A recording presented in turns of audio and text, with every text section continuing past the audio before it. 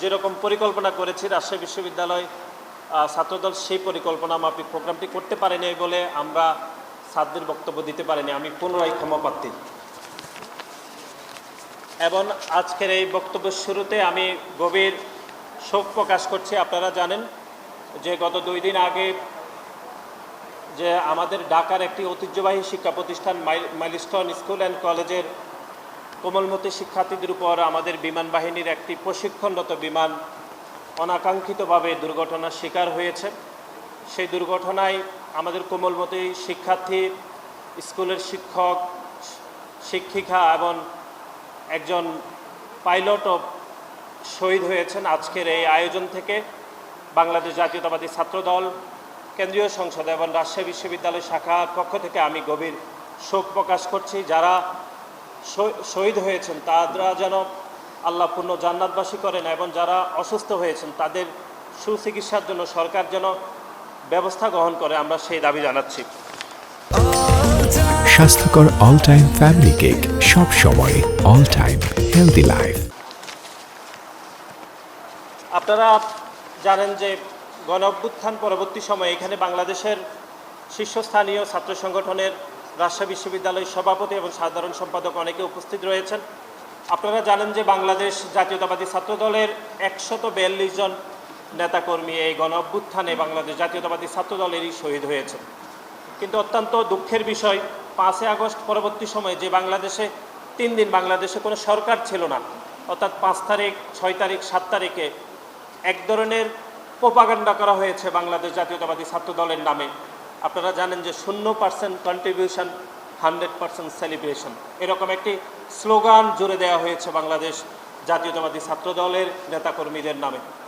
আজকের এই আয়োজন থেকে আমরা আপনাদেরকে স্মরণ করে দিতে চাই জুলাইয়ের 16 তারিখ, যেদিন শহীদ আবু সাইদ সকালে রংপুর বিশ্ববিদ্যালয়ের মেধাবী শিক্ষার্থী আমাদের ভাই যেদিন শহীদ হয়েছেন, তার ঠিক একটু পরেই আমরা খবর পেয়েছি আমাদের সহযোদ্ধা, আমাদের ভাই ওয়াসিম আকরাম চট্টগ্রাম কলেজের আহ্বায়ক কমিটির সদস্য, তিনি শহীদ হয়েছেন।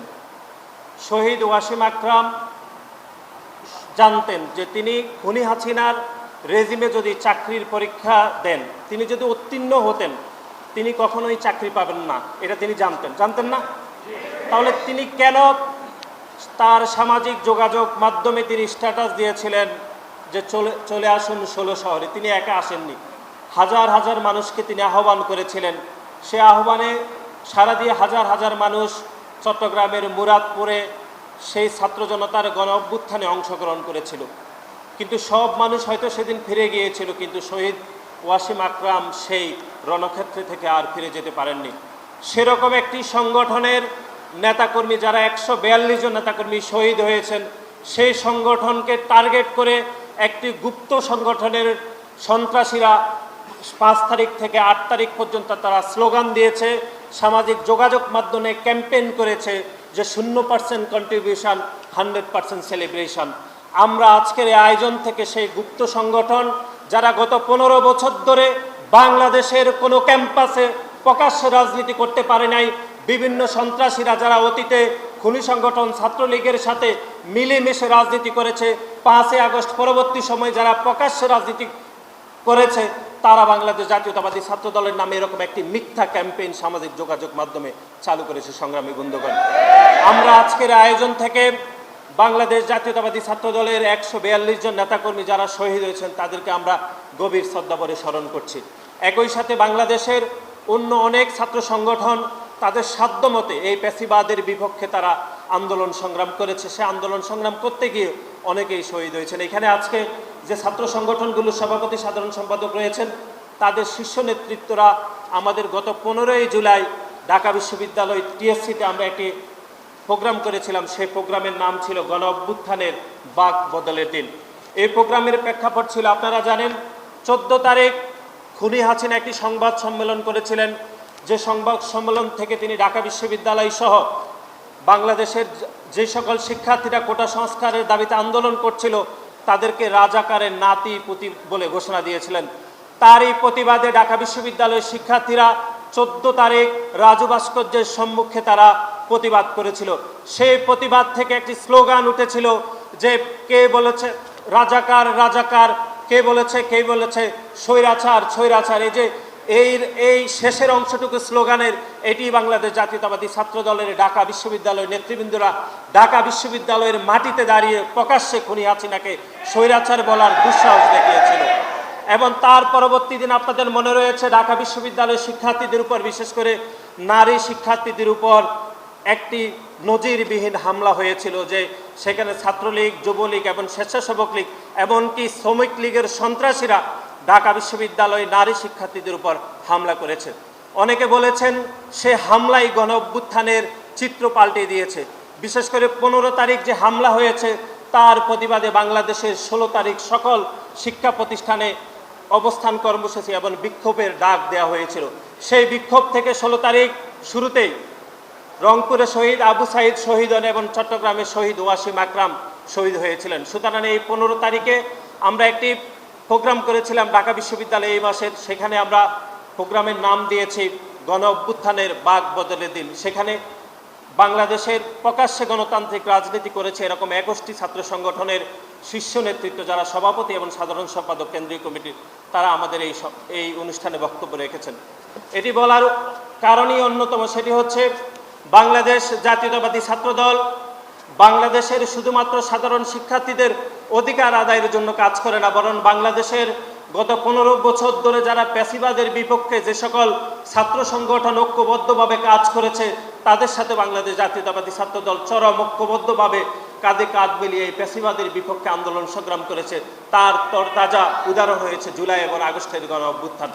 কিন্তু আপনারা দেখেছেন যে গণ অভ্যুত্থান পরবর্তী সময়ে বাংলাদেশের একটি ছাত্র সংগঠন, যে সংগঠনের নাম ইতিমধ্যে আমরা বলেছি, সেই ছাত্র শিবির বিভিন্ন ক্যাম্পাসে তারা আত্মপ্রকাশ করেছিল। বাংলাদেশ জাতীয়তাবাদী ছাত্র দলের পক্ষ থেকে আমরা শুরুতেই তাদের এই আত্মপ্রকাশকে আমরা স্বাগত জানিয়েছিলাম। কিন্তু আপনারা দেখবেন যে বাংলাদেশের যে সকল ক্যাম্পাসে শুধুমাত্র তাদের ন্যূনতম কোনো অবস্থান রয়েছে, তারা সেই সকল ক্যাম্পাসে তারা আত্মপ্রকাশ ঘটে। কিন্তু যে সকল ক্যাম্পাসে তাদের নেতাকর্মীরা খুবই স্বল্প সংখ্যক থাকে, যে সকল ক্যাম্পাসে তারা একটি বড় ধরনের মিছিল করার সক্ষমতা দেখাতে পারে না, সেই সকল ক্যাম্পাসে তারা গুপ্ত রাজনীতি করে, তারা কখনোই তাদের কমিটি প্রকাশ করে না। আমি চট্টগ্রামে কয়েকদিন আগে একটি বক্তব্যতে বলে আসছি, যদি আপনারা শিবির দেখতে চান, শিবিরের আচার ব্যবহার দেখতে চান, শিবিরের সন্ত্রাসের কার্যক্রম দেখতে চান, তাহলে আপনারা চট্টগ্রাম বিশ্ববিদ্যালয়ে চলে যাবেন, সেখানে শিবিরের কার্যক্রম আপনারা দেখে আসবেন। আপনারা চলে যাবেন রাজশাহী বিশ্ববিদ্যালয়ে, সেখানে দেখবেন যে রাজশাহী বিশ্ববিদ্যালয়ে গত 5 দশকেরও বেশি সময় ধরে বাংলাদেশের সাধারণ শিক্ষার্থীদের উপর কীরকম নির্যাতন এবং সন্ত্রাস করেছে এই ছাত্র শিবিরের নেতৃবৃন্দরা। আপনারা চলে যাবেন চট্টগ্রামের বিভিন্ন শিক্ষা প্রতিষ্ঠানে, সেই শিক্ষা প্রতিষ্ঠানে আপনারা দেখবেন যে শিবির কাকে বলে। আপনারা চট্টগ্রাম কলেজে চলে যাবেন, মহসিন কলেজে চলে যাবেন, কমার্স কলেজে গেলে আপনারা শিবিরের আসল চিত্রটা আসলে দেখতে পাবেন। কিন্তু আপনি কখনোই শিবিরের আসল প্রকাশস্বরূপ আপনি ঢাকা বিশ্ববিদ্যালয়ে দেখতে পাবেন না, কারণ ঢাকা বিশ্ববিদ্যালয়ের পবিত্র মাটি শিবিরের রাজনীতিকে কখনোই প্রকাশ্যে অনুমতি দেয়নি। গণ অভ্যুত্থান পরবর্তী সময়ে ঢাকা বিশ্ববিদ্যালয়ের কিছু দুষ্কৃতিকারী সংগঠকদের সহায়তায় তারা ঢাকা বিশ্ববিদ্যালয়ে স্বাভাবিক কার্যক্রম পরিচালিত করছে। সংগ্রামী বন্ধুগণ, এরকম একটি গুপ্ত সংগঠনের রাজনীতি থেকে বাংলাদেশের সাধারণ শিক্ষার্থীদেরকেও আমাদেরকে সতর্ক থাকতে হবে এবং এই গুপ্ত সংগঠনের বিরুদ্ধে বাংলাদেশ জাতীয়তাবাদী ছাত্র দলের নেতাকর্মীকে ঐক্যবদ্ধ হতে হবে।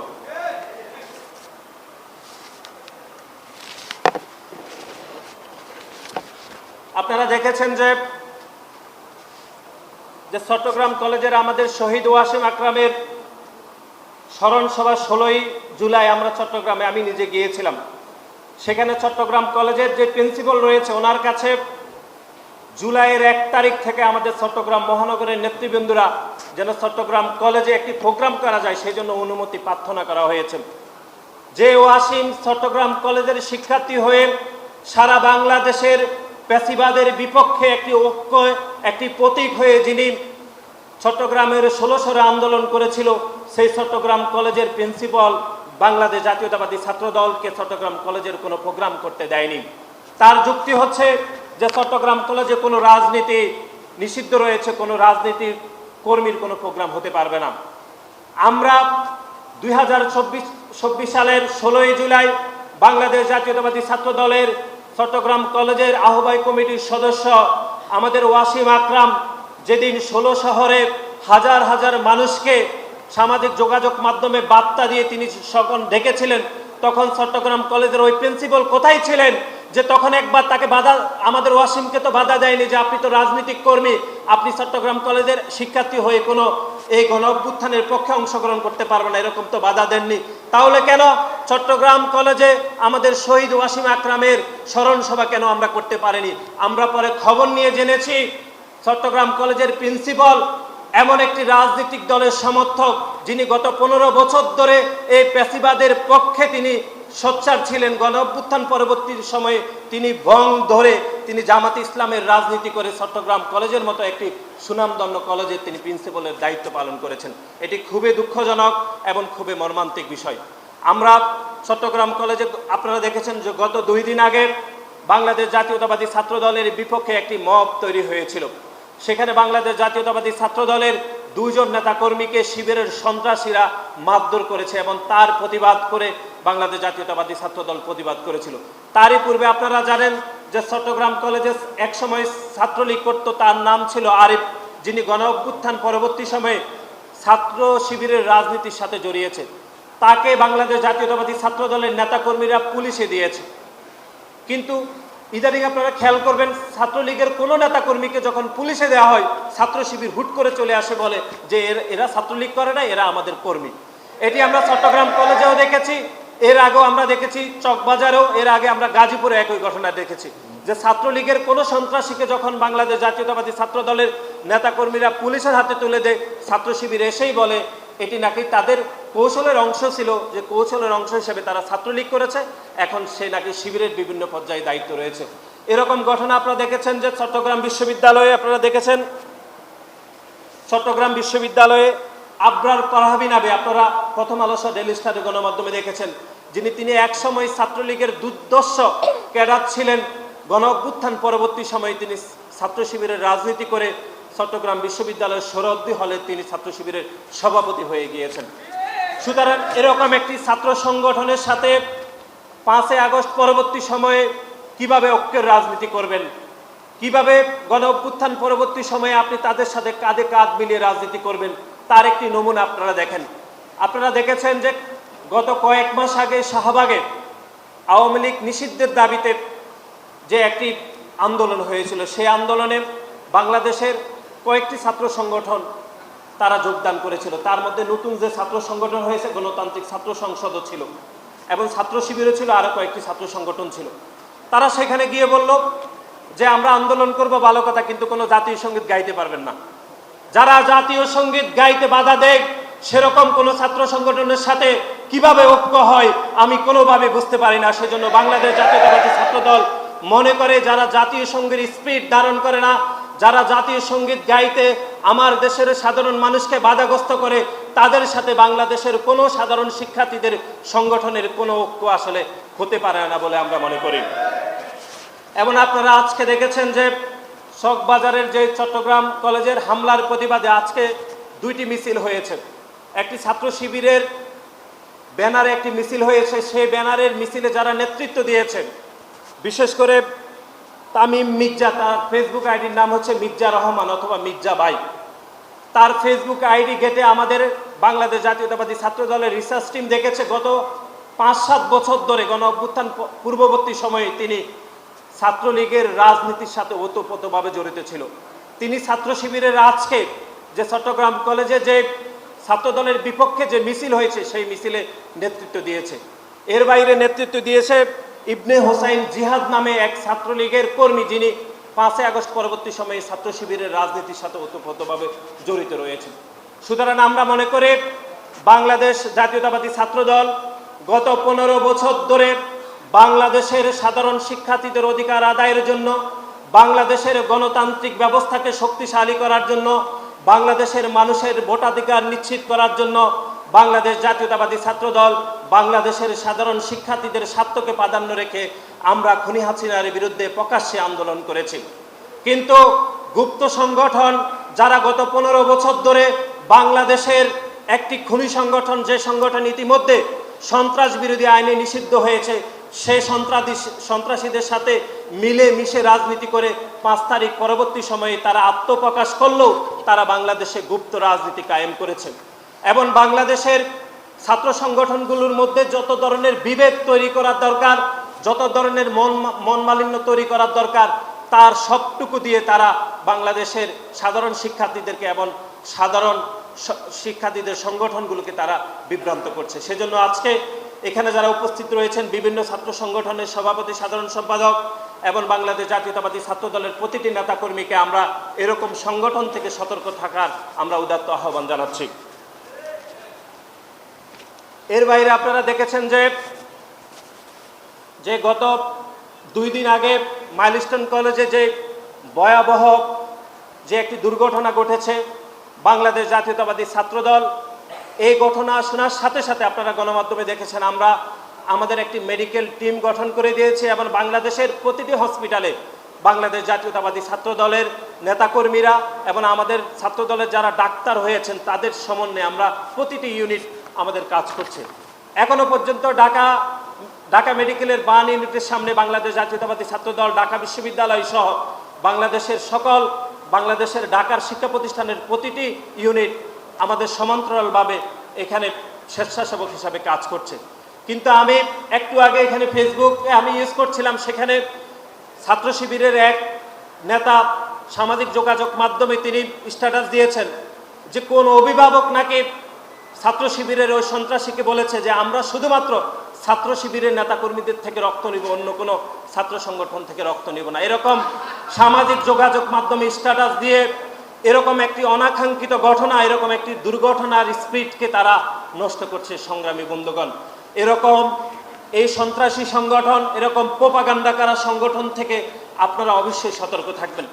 আমি যে বিষয়টি আসলে বলতে চেয়েছি, সেখানে আপনারা দেখেছেন যে এই দুর্ঘটনা ঘটার সাথে সাথে বাংলাদেশের একটি রাজনৈতিক দল জামাতে ইসলামের আমির তিনি গণমাধ্যমে বলেছেন, ওনার বক্তব্য অনুসারে যে উনি বলেছেন ওনার ধারণা 100-এরও বেশি মানুষ সেখানে মারা গিয়েছে।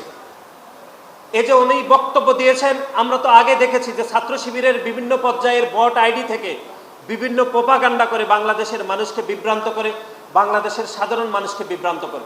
কিন্তু আপনি দেখেছেন এরকম একটি মূল সংগঠন অর্থাৎ মূল দলের কোনো শীর্ষ নেতৃত্ব এরকম প্রোপাগান্ডা করতে পারে, এরকম বিভ্রান্ত করতে পারে, এটি আমি আমার রাজনীতি জীবনে প্রথম দেখেছি।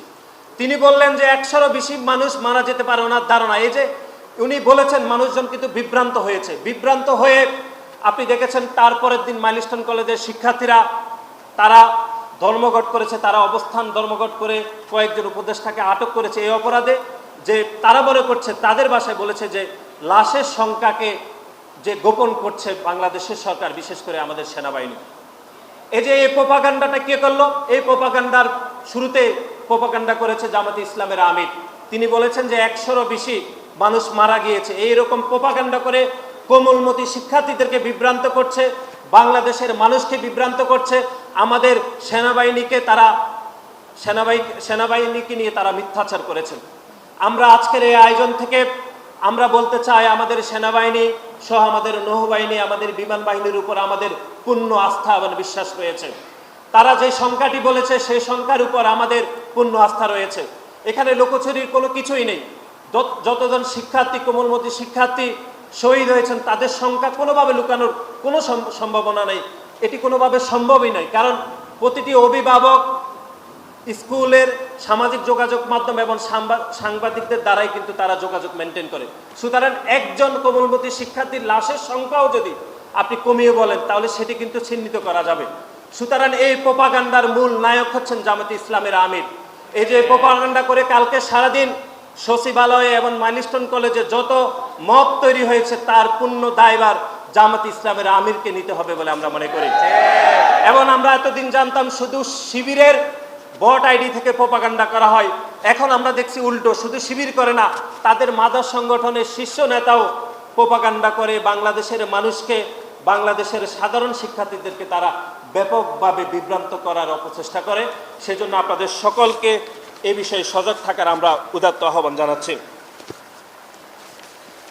এবং আপনারা আরেকটি বিষয়ে আমি একটু আপনাদের ধৈর্যচ্যুতি ঘটাবো না, খুব গরম পড়ছে, সেটি হচ্ছে আপনারা দেখেছেন যে শাহবাগে আমরা বলেছিলাম যে বিভিন্ন ছাত্র সংগঠনগুলো আওয়ামী লীগ নিষিদ্ধের দাবিতে যে তারা যে আন্দোলন করেছিল সে বিষয়ে আমাদের দলের পক্ষ থেকে বারবার বলা হয়েছে যে আওয়ামী লীগ গত 15 বছর ধরে বাংলাদেশে যে গুম খুনের রাজনীতি করেছে এবং জুলাই এবং আগস্টে 2000-এরও বেশি ছাত্র জনতাকে যারা দিনে দুপুরে প্রকাশ্যে খুন করেছে তার বিপরীতে শুধু আওয়ামী লীগকে নিষিদ্ধ করলে হবে না, আওয়ামী লীগকে দল হিসাবে বিচারের আওতায় আনতে হবে এবং একই সাথে খুনি হাসিনাকে যেরকম বিচারের আওতায় আনা হবে একই সাথে আওয়ামী লীগকেও দল হিসাবে যদি বিচারের আওতায় আনা হয় তাহলে শত শত বছর পরেও বাংলাদেশের মানুষ এটি কিন্তু মনে রাখবে। কিন্তু আপনি যদি নির্বাহী আদেশে আপনি যদি আওয়ামী লীগকে নিষিদ্ধ করেন তাহলে তো যে কোনো সরকার এসে আওয়ামী লীগকে আবার এই নির্বাহী আদেশটি বাতিল করে দিতে পারবে। যেরকম আমরা জামাত ইসলামেরকে দেখেছি যে নির্বাহী আদেশ দিয়ে তাদেরকে নিবন্ধন বাতিল করেছে, কিছুদিন আগে তারা নিবন্ধন ফিরে পেয়েছে। আমরা তো ছাত্র শিবিরকেও দেখেছি যে তাদের ছাত্র সংগঠন হিসাবে তাদেরকে নিষিদ্ধ করা হয়েছিল, কিন্তু তারাও তো এখন সেই নিবন্ধন বা তাদেরকে যে নিষিদ্ধ করেছে সেটি তারা ফিরে পেয়েছে। সুতরাং দল হিসাবে আওয়ামী লীগকে যদি নিষিদ্ধ করতে হয় অবশ্যই বাংলাদেশের প্রচলিত আইনে বিচার প্রক্রিয়ার মাধ্যমে আওয়ামী লীগকে এবং তার প্রত্যেকটি দোষর এবং খুনি হাসিনাকে বিচারের আওতায় এনে নিষিদ্ধ করলে সেটি অনেক বেশি কার্যকর হবে বলে আমি মনে করি। এবং সর্বশেষ আমি যেটি বলতে চাই সেটি হচ্ছে, ধরুন জাতীয় ঐক্য কীভাবে হবে, যে শাহবাগে ছাত্র শিবির প্রকাশ্যে জাতীয় সঙ্গীত আমাদেরকে পরিবেশন করতে দেয়নি, সেখানে সেরকম একটি সংগঠনের সাথে কিভাবে জাতীয় ঐক্য হবে। ধরুন গত কয়েকদিন আগে আমি দেখলাম কেউ একজন বলতেছিল, ধরুন এরকম যে আওয়ামী লীগ আজ থেকে 30 বছর পরে এসে যদি 5ই আগস্ট ছাত্র জনতার গণ অভ্যুত্থানের যে দিবস 5ই আগস্ট যেটি পালন করা হবে, গণ অভ্যুত্থানের দিবসটি তারা যদি পালন করে, এটিকে আপনাদের মনে হয় আওয়ামী লীগ পালন করবে? পালন করবে না। তাহলে যদি তারা অনিচ্ছা সত্ত্বেও পালন করে সেটি কিরকম দেখাবে আসলে, যে 2000-এরও বেশি ছাত্র জনতাকে প্রকাশ্যে খুন করে আওয়ামী লীগ আগামী 30-40 বছর বা 50 বছর পরে এসে সেই দিবসটি পালন করছে, সেই দিবসটি কিরকম হবে আপনাদের কাছে? ঠিক একইভাবে আপনারা মনে করেন যে জামাত ইসলাম 1971 সালে বাংলাদেশের হাজার হাজার মানুষকে যারা হত্যা করতে সহযোগিতা করেছে, বাংলাদেশের আমার বোন আমার মাদেরকে গণধর্ষণ করতে তারা সহযোগিতা করছে, সেই জামাত ইসলাম এখন যখন 25শে মার্চ কালো রাত্রি দিবস পালন করে, 14ই ডিসেম্বর যখন বুদ্ধিজীবী দিবস পালন করে, অথবা 16ই ডিসেম্বর তারা বিজয় দিবস পালন করে, তখন আমাদের কেমন লাগে কেমন? সেরকমই লাগবে যদি আওয়ামী লীগ আগামী 50 বছর পরে সেই 5ই আগস্ট গণ অভ্যুত্থানের দিবস পালন করে, যেরকম লাগবে সেই জামাত ইসলাম যদি এখন 16ই ডিসেম্বরকে বিজয় দিবস হিসাবে পালন যেরকম লাগে তেমনই লাগবে। সুতরাং আমরা মনে করি যে আওয়ামী লীগ যদি আগামী 100 বছর পরেও আল্লাহ না করে ফিরে আসে, সেই গণ অভ্যুত্থানের দিবসটি যদি তারা পালনও করে সেটি তারা কোনোভাবে কার্যকরভাবে তাদের পালন করা হবে না। ঠিক তেমনি জামাত ইসলামও 16ই ডিসেম্বরকে একইভাবে যদি পালন করে সেটিও কোনো কার্যকর হবে না।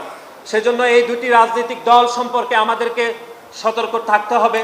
বাংলাদেশের প্রতিটি ছাত্র সমাজের প্রতিটি রাজনৈতিক কর্মী, প্রতিটি সাধারণ শিক্ষার্থীদেরকে সতর্ক থাকার আমি উদাত্ত আহ্বান জানাচ্ছি। পরিশেষে আপনারা জানেন যে বাংলাদেশ জাতীয়তাবাদী ছাত্রদল রাজশাহী বিশ্ববিদ্যালয় দীর্ঘদিন ধরে একটি সাংগঠনিক কাঠামো রয়েছে। আমরা বিভিন্ন কারণে, বিভিন্ন সীমাবদ্ধতার কারণে আমরা সাংগঠনিক কাঠামোকে আমরা ঢেলে সাজাতে পারিনি।